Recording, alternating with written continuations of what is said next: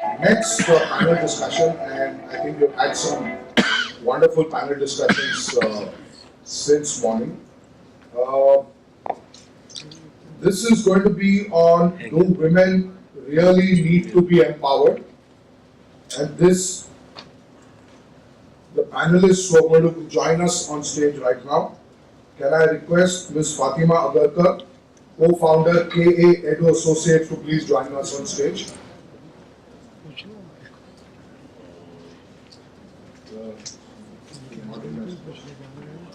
Okay, I think she's not in. Ms. Monika Mishra, founder and general manager, IKeva Coworking.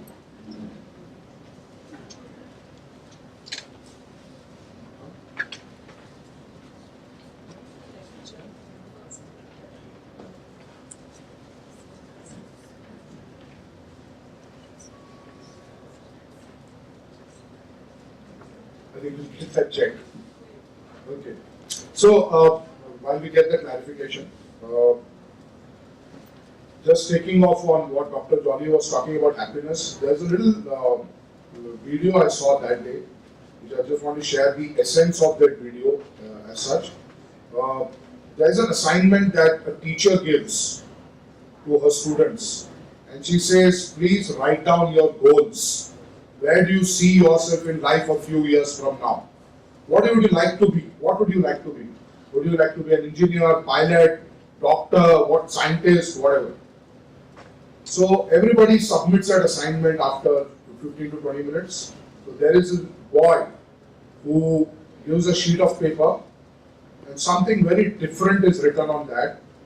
And it is written, I want to be happy. While others have said, I want to be a doctor, engineer, so on and so forth. But he has written, I want to be happy. So the teacher calls him back and asks him, I think you have not understood the assignment. And he replies, I think, miss, you have not understood life. You know, and I think that's exactly what Dr. Jolly was trying to tell us, that essentially life is about being happy. You may earn all the money, you may earn all the success, all the fame in the world, but at the end of the day, you don't have a good peaceful sleep and you're not happy. Yeah. Yeah, please. Yeah. Give me an opportunity to give them some unwanted yarn. Or unsought for yarn. Yeah. Right. So, what about, yeah, they're all coming. Monika Mishra.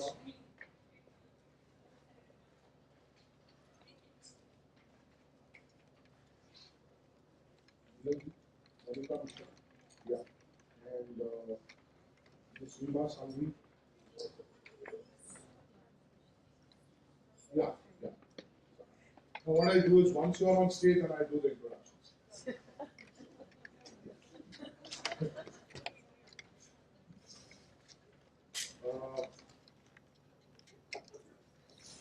Ms. Tanul Mishra. We have Tanul also. Tanul Mishra. Oh, okay. So sorry. And Kruti Arora. Yes, thank you so much.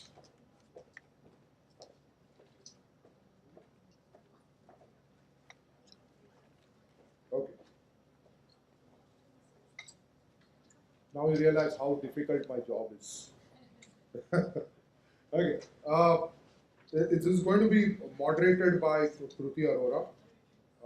She's the founder of Vivaa Consulting. And a round of applause for all the panelists for this. Kruti is the founder of Vivaa Consulting, a young marketing communications consultancy, passionate about communications and thrives on client success. The vision for the company is, in 2013, was to assist client brands reach their audiences effectively through a powerful and strategic storytelling approach.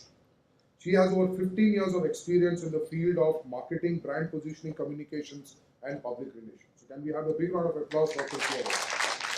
Thank you so much. Uh, uh, my pleasure to introduce to all of you Ms. Fatima Agarkar. She is a state and university topper. She has a master's in business administration from England. Apart from her B.Ed and ECCE, and began her journey in the corporate world. She was adjudged Education World's Top 50 Young Educators in 2014 and is also the recipient of several awards for outstanding contribution to education. So ma'am, it's a pleasure to have you with us. Thank you so much.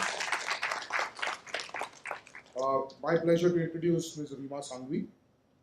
Reema ji is the founder of Maximus Mice and Media Solutions, a decade-old global award-winning brand with a network of over 500 corporate clients spread across every continent and a repertoire of over 1,000 events. Wow. As one of the key steps towards women empowerment, she co-founded Pinkathon, which is Asia's largest run for women, featuring over 1 lakh women runners every year. So we were doing the power, so we had some Pinkathons here. Yeah, so see, they would have been the fastest. Yeah, amazing. And my pleasure to introduce Ms. Tanul Mishra. She is the founder and CEO of Afthonia Lab, a Bangalore-based incubator focused solely on the fintech industry. Founded in 2018, the lab aims to be a one-stop destination for fintech startups with an experienced body of mentors from diverse sectors in America and India. She understood from her own entrepreneurial experience that the value any entrepreneur can derive from a robust ecosystem. So it's about, you need that kind of support to be a great entrepreneur. So it is my pleasure to have the panel with all of us. Now over to you, and thank you so much. Oh, thank you. Please join us.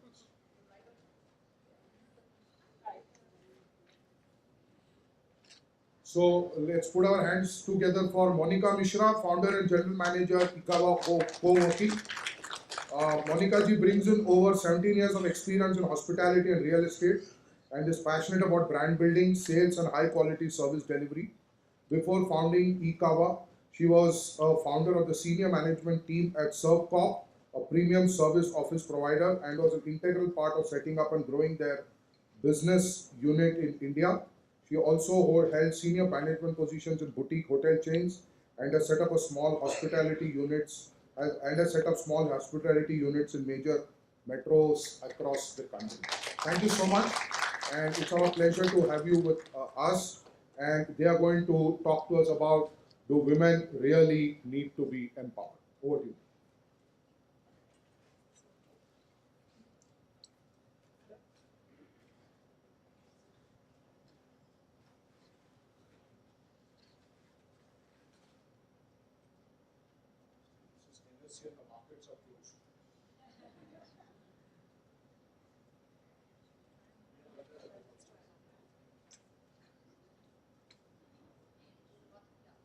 Check. Hello? Yeah, I think this one's working. Thank you so much. So, first of all, I'd like to begin by thanking you for that kind introduction, and thank you everyone for being here. It is truly an honor, and I feel really, really grateful to be here today in such august company. You know, all the introductions don't do justice to the kind of powerful women I'm sitting with today, and I really feel grateful for this opportunity. This topic is really, really interesting, and I feel a sense of, empowerment just sitting over here, being able to talk about it.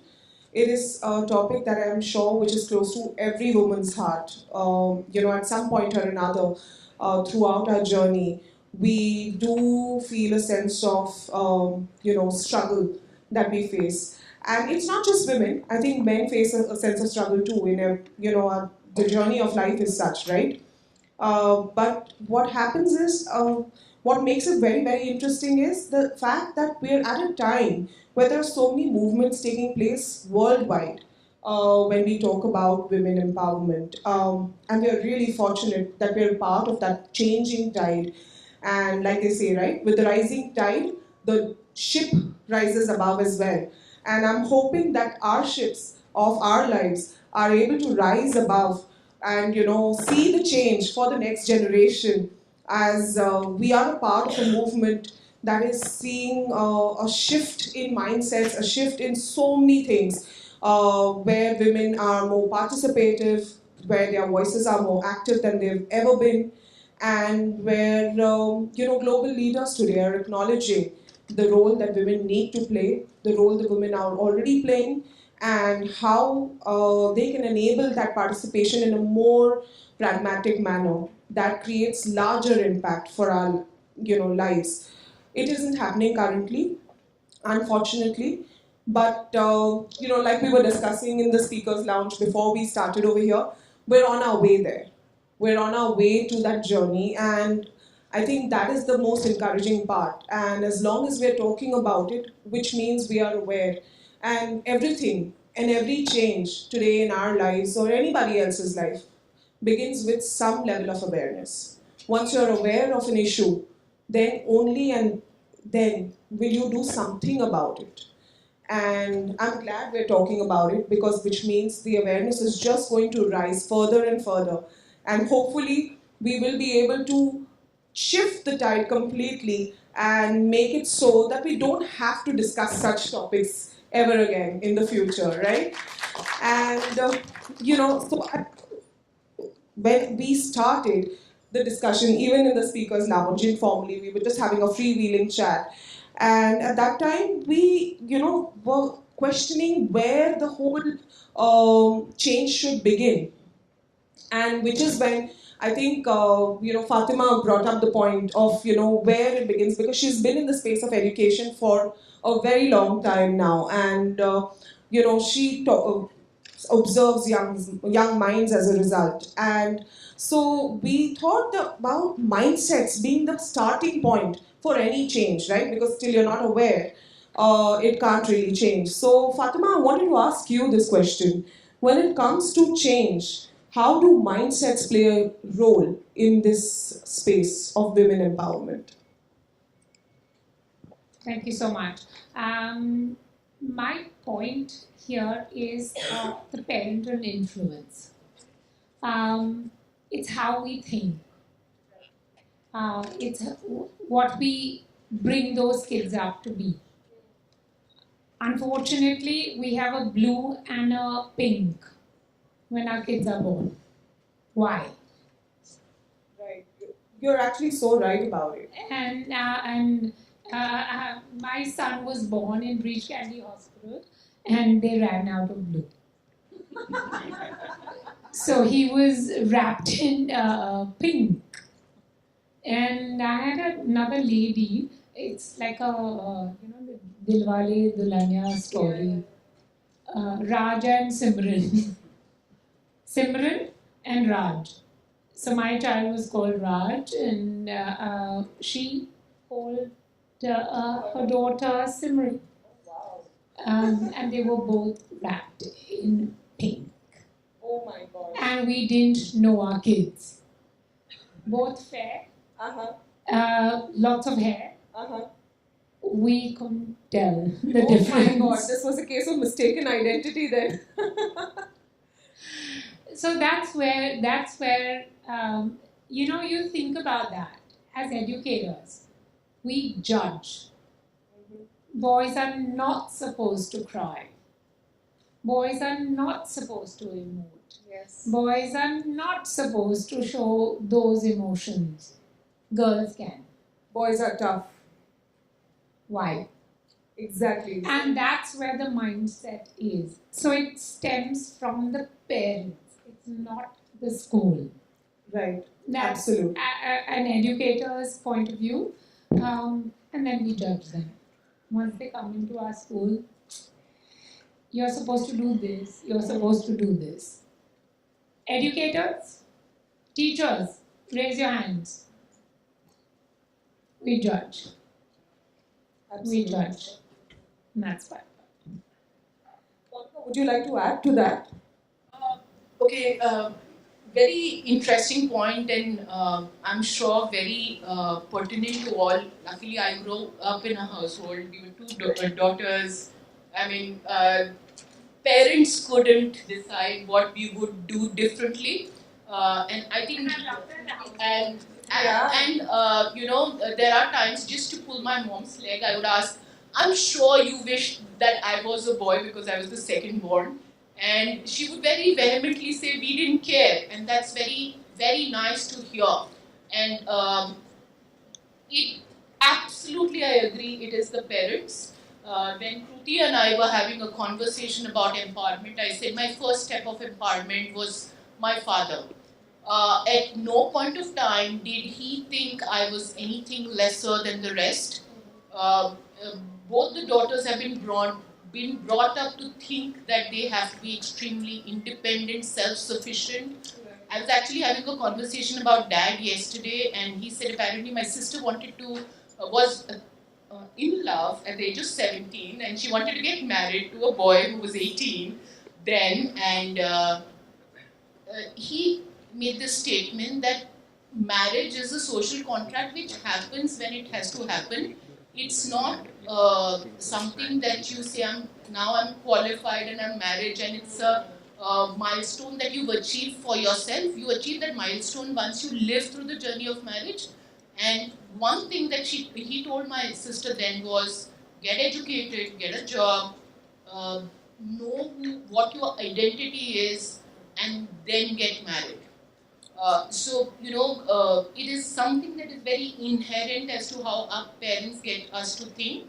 Yeah, I completely agree. You know what I'm actually going to say this, that we have fathers who've influenced us. Yes, I share the same story.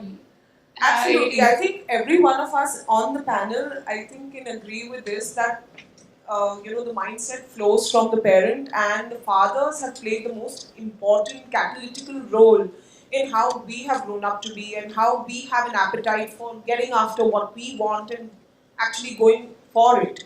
Reema, I want you to add a perspective there, because I know your story has been an empowering one and a fabulous one. Thank you, Kruti. Thank you. Well, I will tell you, you know, we are a household of 3 daughters, and and I'm the youngest one. And you know, when obviously my mother was pregnant, they didn't check, and they got a daughter. And my father wanted a son who will become, you know, he was a cricket fanatic and wanted his son to become Sachin Tendulkar, and I was that son who was born to my father. So when I was born, this was in Oman, so I'm born and brought up in Oman, and when I was born, my family said, oh my God, it's a 3rd girl, please tie her to a goat and throw her off the mountain. This is from a very well-educated family. This is how I was born to my family. My father did not come to see me at the hospital. Of course, because he was really, really upset. But that's the mindset that probably he inherited from his parents, right? That there should be a son in the family. Then I obviously was, you know, I'm back home, and you know, I grew up and always grew up to impress my father. Everything. My father wanted me to get 100 on 100 in mathematics. I did everything to get 100 on 100 in mathematics, but rather than any other subject, right? So everything was to impress my father, everything that I did. Of course, I was brought up like a boy. I was just telling someone that for the longest time, I didn't know that I was a girl. In fact, I used to go to a barber to cut my hair, and the barber also never realized that I was a girl. That bad. Okay, so one fine day when he realized, he said, "Arey baapre, ye to ladki hai." So things like that. So you know, we all go through this. But then, of course, I became my father's baby, and my father would say, "Reema, so there in Oman, you know, you don't wash vessels, and I mean, you have to do your work yourself, right? Because you don't have help." So they said, no, Reema will not do anything, her hands will spoil. That's the shift that happened in my father's life, and I became his most loved daughter. But this is what we grow up to. This is really, like you said, Fatima, it is, you know, it's an unconscious bias, but it's there, and you know, we need to do away with it for sure. Absolutely. And you know, like daughters are brought up in households, so are sons. And they grow up to be the men who we interact with in our day-to-day lives, whether it's in the workplace or in our personal spaces. Am I right? And that brings me to the whole point that you made about the unconscious bias. Brings me to the point that I want to ask Tanul this question, because I know we've had our conversations about how one has experienced this bias, not in so many words, but it is a hidden, almost not seen, feeling that exists in the room. So Tanul, if you can just take that on. Sure. So, okay, it's the big white elephant in the room, and we'll eventually address it, and I will discuss what it felt like when I made a shift from corporate journey into the entrepreneurial journey and the biases faced. But let me tell you a story. During World War II, it was the women coders at Bletchley Park who actually cracked the code for German U-boat and helped the British Empire. Okay? Yes. Margaret Hamilton worked on the code for Apollo 11. In the 70s, there were more women coders in America than you had male coders. So what changed? Does anyone want to take a guess? Anybody in the room? No, actually it was home computers. So what happened is in the 80s, you had computers for homes were introduced. They were marketed as toys for boys. So when that happened, you had racing games, shooting games loaded onto the computers. So every time you went and bought a computer, it was for the boy in the house. So girls didn't get a chance to work on the machine. Before this, when you would recruit coders, since there were no machines at home, you would walk into a place, the form was an aptitude testing form, which tested you on logic. And if you cracked a logic test, you were hired. And women were very good at logic. They used to crack codes during World War II. So you had women coders. Now that there were machines, the boys were working on it. But when you went for an interview or you enrolled in a CMU for a course in coding, they expected you to understand how a machine worked. And women didn't have that exposure. So what that did really is that they were either pushed out of the system or they dropped out of the system. This is called an unconscious or an environmental bias. It changed the demographics of an entire industry. Coding today is a male-dominated industry. More men are making money. You have the geek working out of his basement versus women. So this is something that we have to be aware about.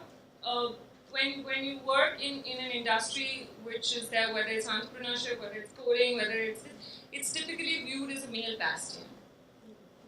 Absolutely, you're right about that. So the thing is, look at leadership roles. Okay, leadership roles today even work on the traditional model, like you're waging a war. So you're supposed to go there and capture markets. There's even a book to that effect. Yeah. Sun Tzu, The Art of War. The Art of War. Sun Tzu, The Art of War. Now it's great. I mean, I have no problem. I'm very happy to wage a war and capture markets. But at the same time, if I'm a woman, then I'm in a double bind because I'm also supposed to nurture my team like babies, right? And that kind of bind is great. You need to create a more inclusive atmosphere towards work. But I think what we need to do is then define styles of leadership, which are more, different, which are more inclusive, rather than carrying forward traditional styles from systems. Absolutely. And which brings me to my next question. We've observed what has happened. We've observed the result of what has happened. Which brings me to the point of asking, how can we change that? So Fatima, from an educationist perspective, what is the change that you think that we can bring in our systems, so to speak? Like I said, earlier as well when we were talking, the problem is structural. The people residing within the structure have changed. So the needs that we had 20 years ago are not the needs that we have today. And therefore the structure needs to accommodate for that changing behavior. And what is it that we can bring about in terms of a change as far as the structure of our society goes, so that it's more accommodating to the changing people within it? Okay, you're making it very tough. So as an educator, We have our roadmap clearly defined. We don't have answers. We don't have answers. We just discussed. Parents need to participate. Teachers need to be skilled. Children are more evolved. We do not have all the answers. Having said that, the simple thing is co-education schools. Yeah, that could be one. Co-education schools where we have girls and boys interacting with each other. As human beings, As rather than human girls and boys. beings. And not defining it basis of, she and cha and all of that. Yeah. And the boys knowing about menstrual cycles. Completely. Absolutely. As much as the girls do. And that is the reality of our world. So I think a little more acceptance. A little more acceptance, a little more open-mindedness. I think you mentioned that. We need a little more awareness. Absolutely. And we just need a little more acceptance. Sorry, there are no solutions so quick.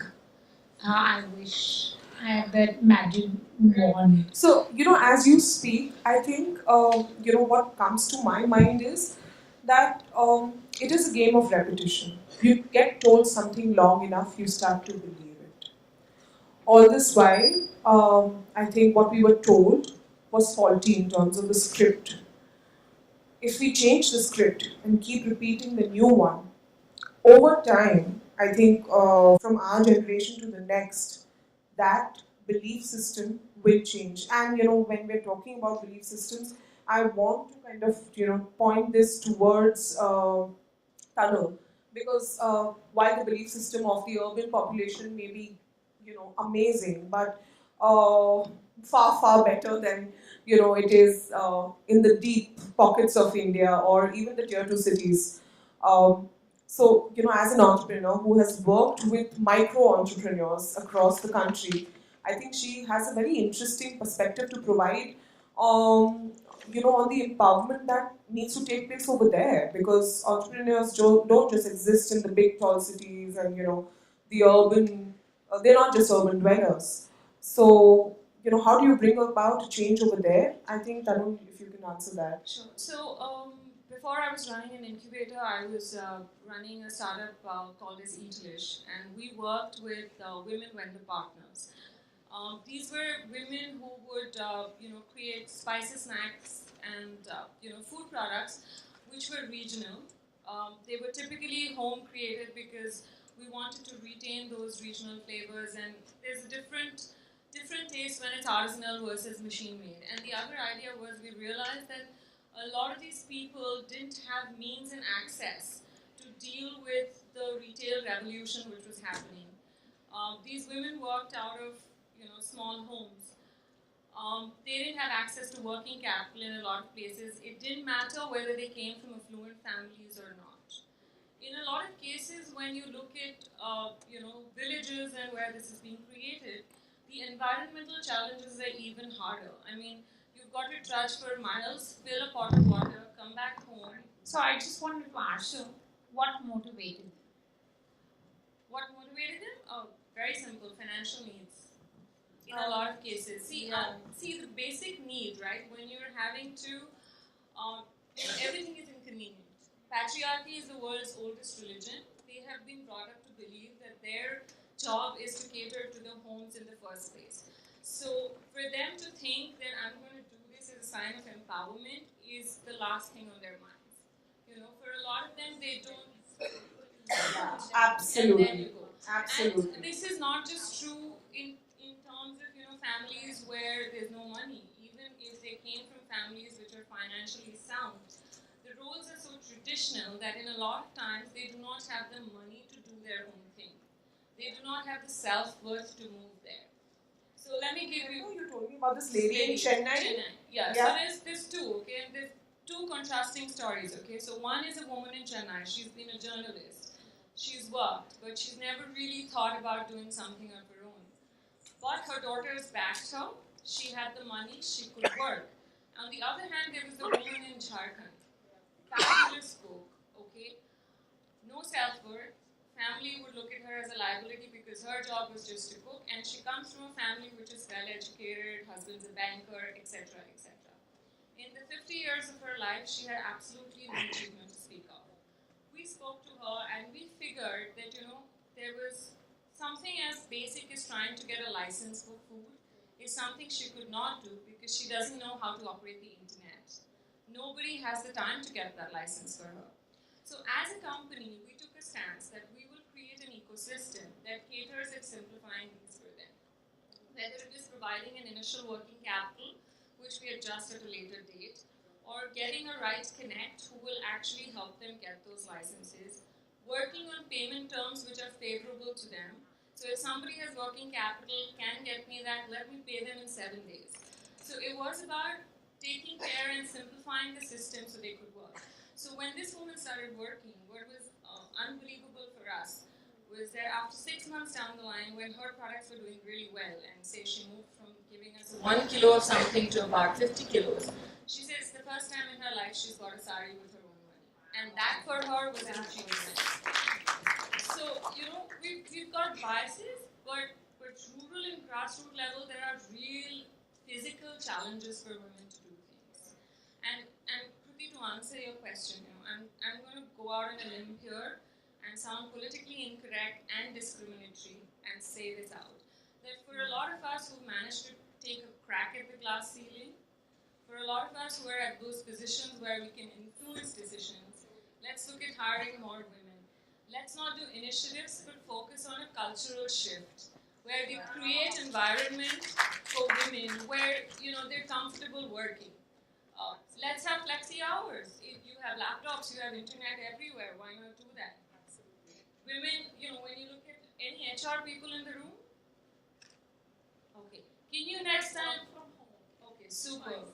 Yeah, which is brilliant. So yeah, exactly. We're an all-women organization, and we provide flexibility, remote working options. Brilliant. All sorts of, because I'm a woman, I know the pain of having gone through the challenges that I've had to go through with no support from the system.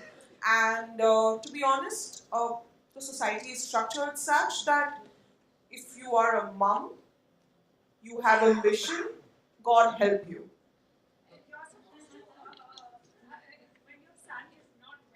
Yeah. You need to know whether it's a foreskin or a... Absolutely. I know what you're talking about because, yeah, I mean... A lot of the unconscious biases so drilled in. I was telling Kruti the other day, there's this lady, very qualified. She worked in the customer support for Cognizant, then in Snapdeal. She relocated because she got married to somebody and moved to Hyderabad from Delhi. And I know of the husband said, speak to her and see.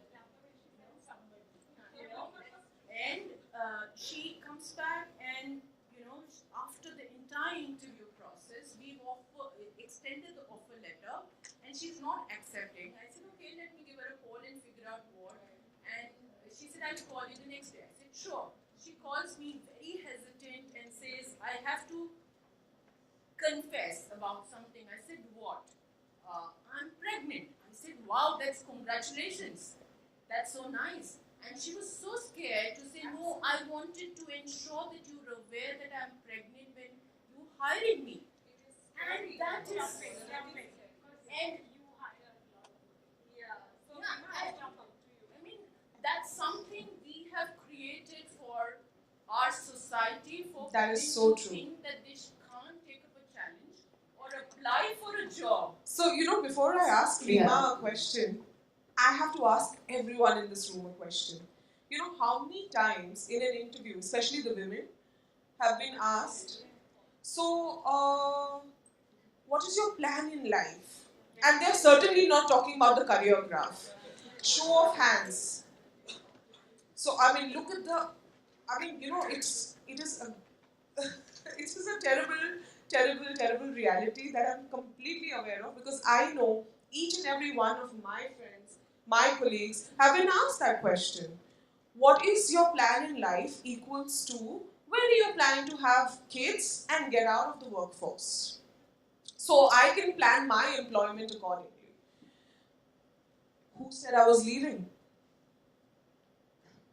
Right? So Kruti, yeah. Right. Right. Absolutely, that's the other one. Are you going to plan your family in the next 3 to 5 years? I know you. And just so that I should get a job with that bank, which is one of the labels that one from the city. I said, no, I will not plan for the next 6 years. Anything else? I was on the job. Kruti, coming back to this, unconscious bias, like you just said, that women should get flexi hours at work. Women should get this. Why are we asking the men to get flexi hours at work? Why? Please, you stay back home today because I've got to go to work and finish this bit. So I think it's so very important that in our mind also we are still thinking this way that women should get flexi hours. Women should do this. Women should get car transport after 10 o'clock in the night. Why nothing happens to the men? It does. So when we bring about this equality in our systems, that it will be men as well as women, is when the change will happen, is when the change will occur. So most importantly, we stop asking for flexi hours as long as we do as much. Then we are equals, right? Yeah, absolutely. Why is the paternity leave 1 week and why is the maternity leave 3? Please help the woman back home. I mean, come on. 6 months of maternity leave now and 3 months of paternity leave. Well, what still? Yeah. So yeah. Earlier it was 1 week of paternity leave. I mean, I don't know the reason why I'm not having a baby soon, so I don't. Yeah. So now. But still, it was 1 week of pat leave. Why men don't need to be with their children? That's the problem. We're not thinking equal. That mindset needs to change. So to extend to that, the question I asked about HR was exactly because of that, because we need to have roles which are gender neutral and personality neutral. So when you're talking about, say, if you put out a job opening next time, instead of saying, I want somebody who's aggressive, willing to work late hours, can network, your objective is high numbers in sales. So why not just say, I need somebody who can get me high numbers, knowing client needs and working on solutions of that. How the person gets it, what's the personality, should be irrespective. Men can have more inclusive styles of working. So let's move it to a more gender-neutral territory, which is more inclusive and different and diverse. And skills, It has to be meritorious. It's got potential, competency. Why focus on gender? Add a point here though, if any of you have read the book called Lean In, and she says that, we all came from, of course, America, then them getting voting rights, then work. Yeah. But when we entered the workforce, we didn't get partners who would share the burden. So now women have to be super women, not just women when we work. We have to actually handle everything. You have to be super performers. And therefore the famous dialogue by Indra Nooyi, right? Women can't have it all, which caused such an uproar. But what she was simply trying to say is that it's exhausting to do it all. And I think, you need to have a part. Kruti, this is, and I would like to bring about a point here that, when we started the Pinkathon, I think, and, by just saying that, women can't have it all, women, again, we're concentrating on the problem. Do something about it. So what did we do? We created a platform whereby when we started in 2012, which is Milind Soman and myself, when we started this run, which was the Pinkathon, the sole objective was one, of course, women's fitness, because our typical need is that we are going to put our families before us. It doesn't matter. We don't deserve me time. We don't, all of those reasons for not coming forward. This was the first reason that women were not concentrating on the fitness when they did not realize that it's the fit woman who can take care of her family. Right? It's no one else. So if you're unfit, you won't be able to take care of your family, which is the guilt trip that a woman goes through. So that was the first point. But the second point was that women, bear this disproportionate responsibility of unpaid household chores, right? So this is, it's about 2.5 times the man, because they have, again, it's the mindset, they've been brought up with something like that. So we created this platform called the Pinkathon, and I say it's a platform, today I say it's a revolution, and it's a community, it's a safe place, is because that when we started in 2012 and we sat across the table, my partner and me, and we said, are the women really going to come out of their houses and run suddenly? The marathon numbers were 6% of women only participated in the marathons and the rest were all men. Are the women going to turn up? We actually went, literally my team has gone door to door, I have gone door to door, we got 400 Brahma Kumaris, rat pickers, all of them to come out in the open and start running, start, feeling the liberation. At that point of time, in 2012, we were 2,500 women that ran. Then came, and then we said, and by the way, the first year when I did this run, these were the causes, but there was also business perspective attached to it. Today, when I see the run, I've forgotten all the business perspective because it gives me a sense of achievement that I've never felt before. So what happened is that we went from 2,500 women to 5,000, to 5,000 to 10,000, 10,000 to 100,000 today. We have 100,000 women running with us. The point is, it's not 100,000. It is awareness. Knowledge is empowerment. And when you believe that you're limitless, I think the word is limitless, and men and women both. What is not achievable? And that is something that you need to so I'm going to counter. Sure, go ahead. I'm going to say something. Indrani, when she was appointed PepsiCo president. Of course. She came home. Sure. Her mom sent her the famous example to get milk and bread. She said, "Oh, don't tell me what you do at work. You crowned it work. You need to do this."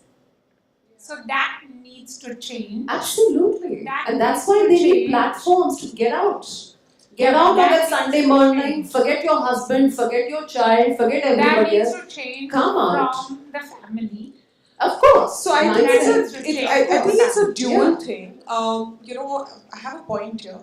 So no change can happen in isolation, right? Change has to happen in two parts. One is self-driven, and then the other part comes from the environment. Till you don't drive to that destination of saying, I want this to change, I don't think the environment is interested in changing. Be the change. Yeah. Just be the change. Absolutely. And Reema, you brought up a very good point about creating ecosystems and communities that empower or give that feeling of empowerment or limitlessness, as you said rightly. But the sad reality is those ecosystems need to function better. Today, India is one of the lowest, when it comes to the second lowest, in fact, when it comes to women in the workforce in all of South Asia. Yeah.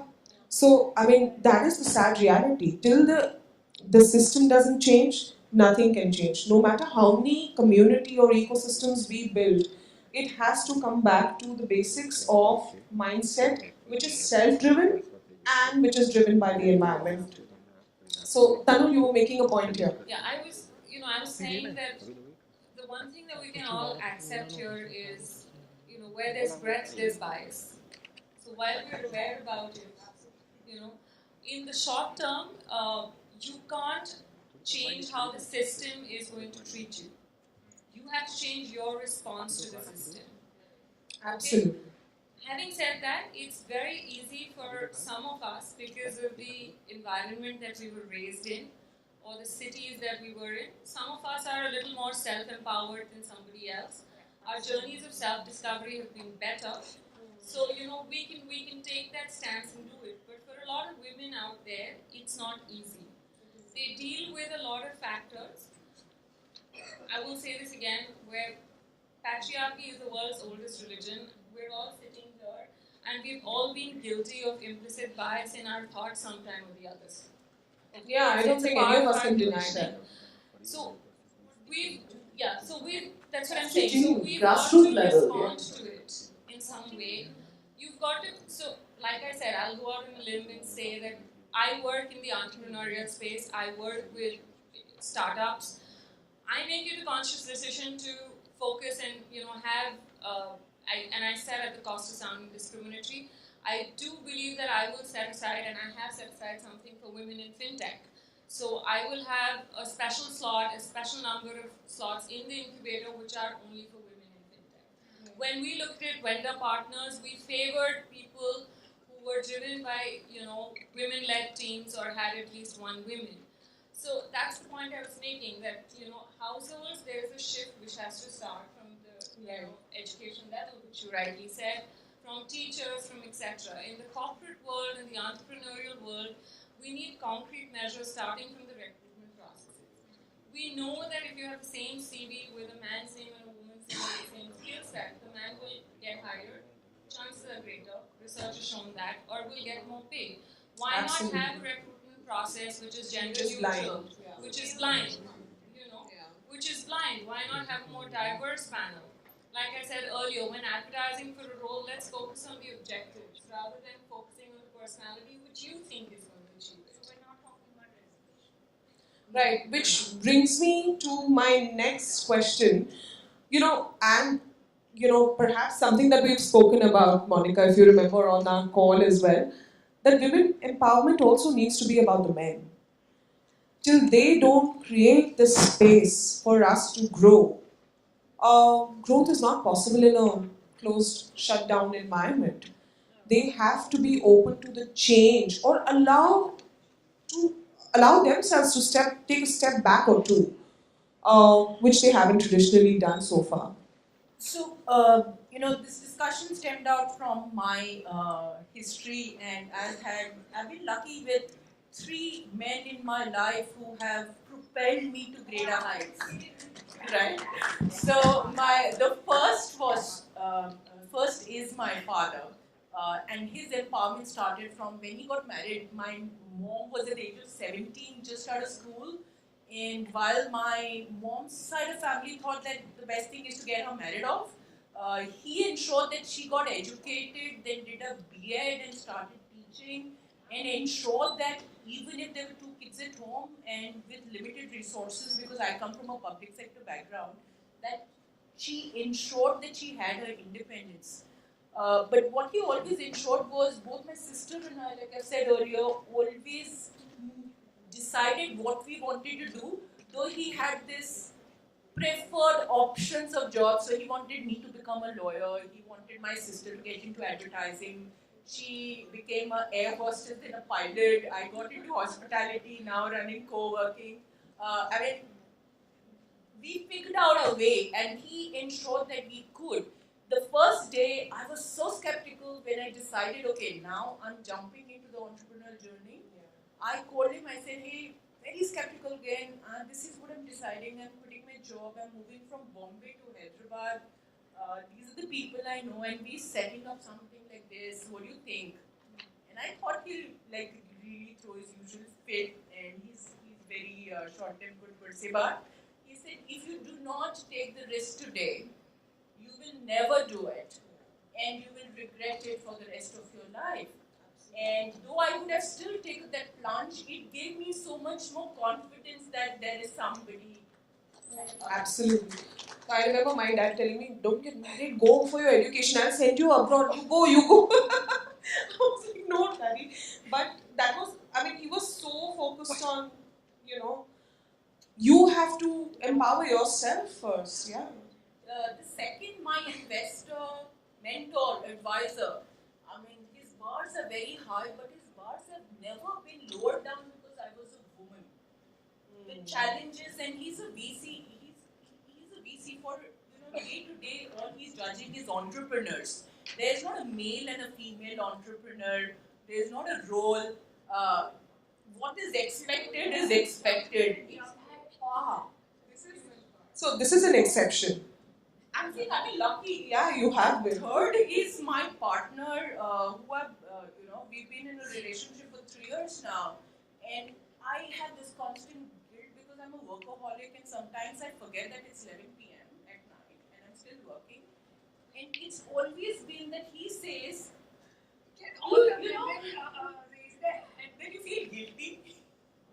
We are like that, right? Yeah. And he says, I know how much you love your, your baby, which is your startup. Your work comes first, and we will figure out our plan, how we need to do accordingly. But can all the women in this room just promise me one thing? No guilt trips. Yeah, No I guilt know. trips. The day you will stop feeling guilty, Absolutely. you will succeed. Period. So Okay, there we are. Yeah, Wonderful. so- It's also our responsibility to raise men who think like this.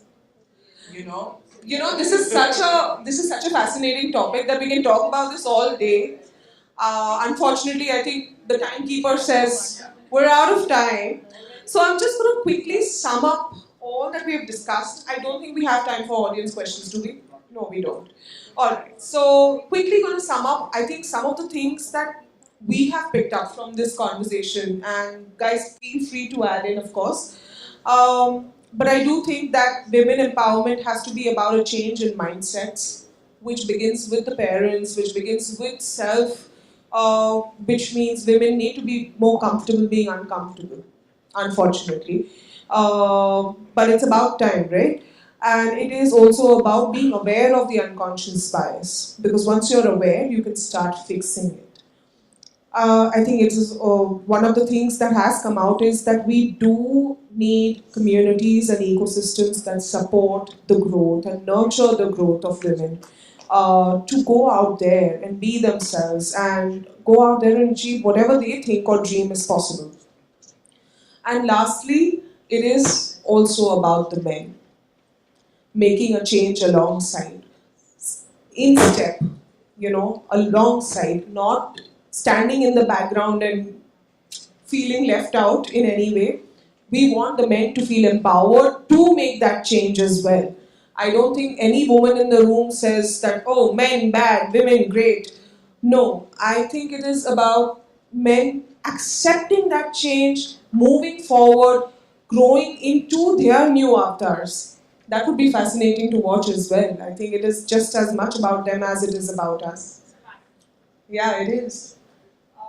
Anything to I add? think just knowledge is empowerment, guys. So it needs to change from exactly where you said, Fatima. Grassroots level, education, co-ed schooling. So yes, comes back to you, It darling. always comes back to the education. Unfortunately, fortunately, But it is, Yeah. you are the foundation. So yes, it's coming back to you. But so our important. structures have been faulty. It's time to change the structure. It is time to change that foundation and make a more solid future for women and men. Right? Thank you so much, guys. You all have been a lovely audience, and it's been a pleasure speaking with all you ladies. Really Thank you, enjoyed Kruti. it. Thank you, Kruti. Thank you, Bhavesh. Where is Bhavesh? Where is Bhavesh? Thank you for creating this platform as well for the women to speak up. Thank you, Bhavesh.